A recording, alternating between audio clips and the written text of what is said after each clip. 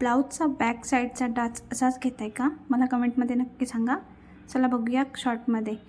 तर आधी जे आपलं बॅक साईड आहे ना ते आधी फोल्ड करून घेऊया. त्याच्यानंतर जेवढं आपण शिलाई मार्जिन सोडतो तेवढा इंच, म्हणजे 1 इंच घेते मी, तर 1 इंच साईडला सोडलेला आहे फिटिंग साईडने. आणि जेवढं उरतं त्याचं हाफ करायचं. हाफ केल्याच्यानंतर मध्ये आपल्या गळ्याची खालची पट्टी किती इंच आहे तर त्याच्या खालीच आपला डाच आला पाहिजे, त्याच्यावर जायला नको. तर माझा 2.25 पट्टी आहे, तर मी 2चा घेतला आहे आणि तोच दुसऱ्या साईडने उमटून घेतला आहे.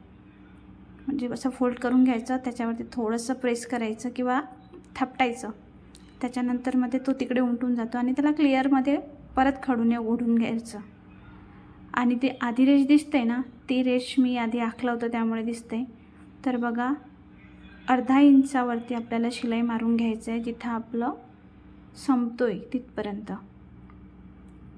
आणि दुसऱ्या साईडने पण तसंच मारून घ्यायचं. सिंपल इझी टेक्निक आहे. अशा पद्धतीने तुम्ही करून बघा, तुमच्या पण ब्लाऊजची फिटिंग बरोबर येणार आणि म्हणजे मागून झोल वगैरे पडणार नाही. व्हिडिओ आवडला असेल तर लाईक करा, सबस्क्राईब करा आणि शेअर पण करा. अशाच प्रकारच्या छोट्या छोट्या टिप्स मी तुमच्यासाठी घेऊन येणार.